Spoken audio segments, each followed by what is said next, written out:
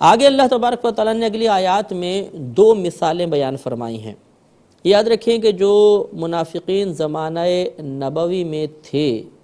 جن کو ہم منافق اعتقادی کہتے ہیں، ان کی دو قسمیں تھیں۔ بعض تو اپنے نفاق میں انتہائی پختہ تھے، یعنی وہ نبی کریم صلی اللہ علیہ وسلم کی نبوت کا سختی کے ساتھ انکار کرتے تھے، اور اس میں انہیں کوئی پشیمانی نہیں تھی، کوئی تذبذب نہیں تھا، کوئی شک و شبہ نہیں تھا۔ اور بعض منافقین ایسے تھے جو تذبذب کے عالم میں تھے۔ وہ مطلب جب یہ دیکھتے تھے کہ نبی کریم صلی اللہ علیہ وسلم جب تبلیغ فرماتے یا مسلمانوں کو غلبہ حاصل ہوتا تو وہ کہتے کہ یہ لگتا ہے کہ اسلام واقعی غالب آئے گا، یہ حق ہے، نبی کریم سچ کہہ رہے ہیں۔ لیکن پھر جب مسلمانوں کو کوئی نقصان پہنچتا یا کوئی شکست وغیرہ ہوتی یا اور کوئی مصائب و آلام متوجہ ہوتے تو ان کا ایمان پھر وہ ڈاواڈول ہو جاتے تھے۔ تو بعض منافقین انتہائی پختہ تھے اور بعض تذبذب کے عالم میں تھے۔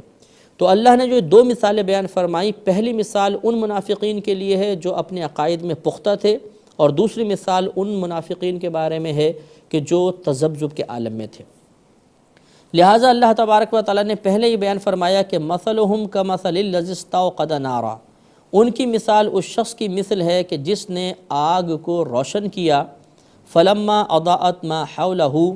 پس جب روشن ہو گیا وہ جو اس آگ کے ارد گرد تھا یا اس شخص کے ارد گرد تھا، ذہب اللہ بنورہم، تو اللہ تبارک و تعالیٰ ان کے نور کو لے گیا، وترکہم فی ظلمات لا یبصرون، اور اللہ تبارک و تعالیٰ نے انہیں اندھیروں میں چھوڑ دیا تو وہ نہیں دیکھتے ہیں۔ سمن بہرے ہیں، بکمن گونگے ہیں، عمیون اندھے ہیں، فہم لا یرجعون، تو یہ ہدایت کی طرف نہیں لوٹیں گے۔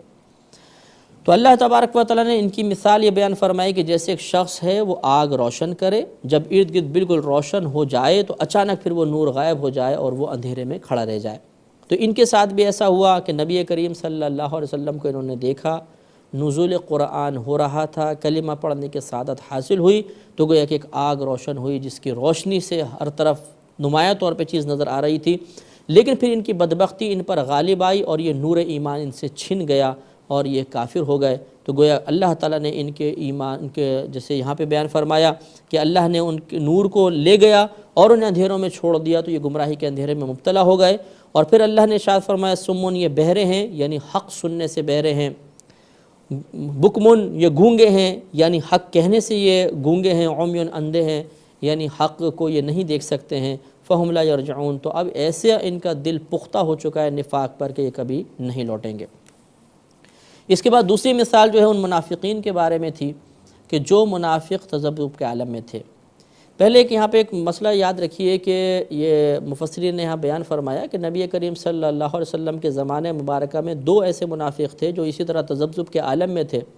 تو یہ مدینے سے بھاگ کر مشرکین کی طرف روانہ ہوئے۔ جب یہ راستے میں پہنچے تو آسمان پر بڑی گرج چمک، بجلی چمکنے لگی اور بارش شروع ہو گئی، موسلادھار بارش۔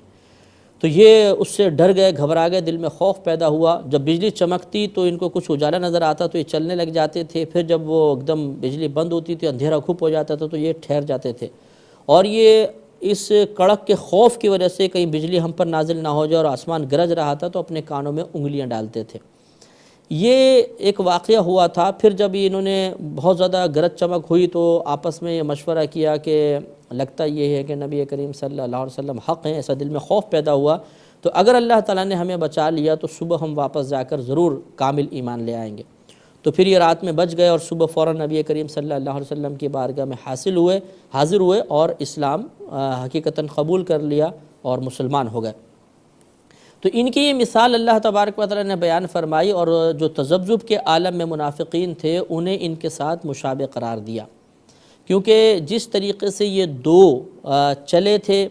اس طرح یعنی بھاگے تھے، یہ منافقین بھی نبی کریم سے بھاگتے تھے۔ جس طرح گرج اور کڑک کے خوف کی وجہ سے انہوں نے کانوں میں انگلیاں ڈالی، یہ والے منافقین نبی کریم صلی اللہ علیہ وسلم کی بارگاہ میں جب حاضر ہوتے تو بسا اوقات خوف کی وجہ سے کانوں میں انگلیاں ڈال لیا کرتے تھے کہ ایسا نہ ہو کہ اب کوئی ہمارے بارے میں وحی نازل ہو جائے اور ہمارے قتل کا حکم جاری ہو جائے۔ اور جس طریقے سے ان کو وہ دونوں شخص جب جا رہے تھے تو بجلی چمکتی تھی، راستہ نظر آتا تھا، چل پڑتے تھے، پھر جب اندھیرا چھا جاتا کھڑے رہ جاتے تھے۔ تو ان کا بھی یہی طریقہ تھا کہ جب مسلمانوں کو فتوحات حاصل ہوتی کسی جگہ سے مال غنیمت آتا تو یہ کہتے کہ لگتا ایسا ہے کہ یہ حق پر ہے، کیونکہ اگر ایسا نہ ہوتا تو اسلام کیوں غالب آتا۔ اور اگر کبھی مسلمانوں پر مصائب و آلام آتے یا کوئی شکست وغیرہ ہو جاتی تو یہ فوراً پیچھے ہٹ جاتے تھے اور کہتے تھے کہ نہیں نہیں، اگر یہ حق پر ہوتے تو ضرور غالب آتے۔ تو جس طریقے سے انہیں روشنی نظر آئی تو وہ چلتے تھے، تو جب اسلام کا غلبہ نظر آتا تو یہ اسلام کی طرف بڑھتے تھے، اور جس طرح وہ اندھیرے میں ٹھہر جاتے تھے اسی طریقے سے جب مسلمانوں پر مصائب و آلام نازل ہوتے تو یہ بھی پیچھے ہٹ جایا کرتے تھے۔ تو یہ مشابہت کی بنا پر اللہ تعالیٰ نے ان کی مثال بیان فرمائی۔ لہٰذا ارشاد ہوتا ہے کہ آؤ کصیب من السماء، یا ان کی مثال اس موسلا دھار بارش کی طرح ہے جو آسمان سے نازل ہوتی ہے، فیہ ظلمات و رعد و برق، کہ جس میں اندھیرے ہیں، گرج ہے اور چمک ہے، یجعلون اصابعہم فی آذانہم من الصواعق حذر الموت، وہ اپنی انگلیاں اپنے کانوں میں ڈالتے ہیں کڑک کی وجہ سے، موت کے خوف کے ڈر سے، موت کے خوف سے، کہ موت کے خوف کی وجہ سے کڑک کے سبب وہ اپنی انگلیوں کو اپنے کانوں میں ڈالتے ہیں۔ واللہ محیط بالکافرین، اور اللہ تبارک و تعالیٰ کافرین کو گھیرنے والا ہے۔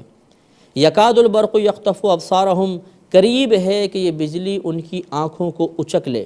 کلما اضاء لہم مشوا فیہ، جب بھی وہ ان پر روشنی فرماتا ہے، مشوا فیہ، وہ اس میں چلنے لگتے ہیں، واذا اظلم علیہم، اور جب ان پر اندھیرا فرماتا ہے، اندھیرا کر دیتا ہے، قوموا، تو یہ کھڑے رہ جاتے ہیں۔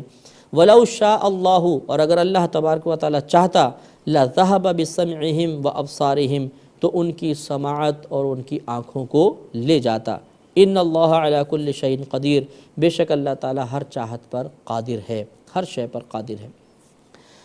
یہ آخری مسئلہ یاد رکھیں کہ ان اللہ علی کل شیء قدیر، اللہ تبارک و تعالیٰ ہر شے پر قادر ہے۔ اللہ تبارک و تعالیٰ کی قدرت کا مطلب یہ ہے کہ وہ چیزیں اللہ کی قدرت کے تحت آتی ہیں کہ جن کا اللہ تبارک و تعالیٰ ارادہ فرماتا ہے، چاہے ان کے وجود کا ارادہ فرماتا ہو، ان کو پیدا کرنے کا ارادہ فرماتا ہے، کوئی بھی مسئلہ ہو، جن چیزوں کا اللہ تعالیٰ ارادہ کرتا ہے وہ تحت قدرت آتی ہیں۔ اب اس سے یہ معلوم ہوا کہ ان اللہ علی کل شیء قدیر، اللہ تعالیٰ ہر شے پر قادر ہے، تو اس کا مطلب یہ ہے کہ وہ اشیاء تحت قدرت آئیں گی کہ جن کا اللہ تعالیٰ ارادہ فرماتا ہے، اور اللہ تعالیٰ جن کا ارادہ فرماتا ہے وہی چیزیں ہوتی ہیں جو خوبیوں کے حامل ہوتی ہیں، اچھی ہوتی ہیں، پاکیزہ ہوتی ہیں۔ لہٰذا معلوم یہ ہوا کہ اس سے گناہ خارج ہیں، بری صفات خارج ہیں، اسی طرح ہر وہ چیز خارج ہے جو اللہ تبارک و تعالیٰ کو عاجز ثابت کر دے۔ اگر آپ یہ بات سمجھنے میں کامیاب ہو گئے تو یہ مسئلہ بھی سمجھ جائیں گے کہ جب ہم یہ کہتے ہیں کہ اللہ تعالیٰ ہر چاہت پر قادر ہے، تو اگر کوئی معترض یہ کہے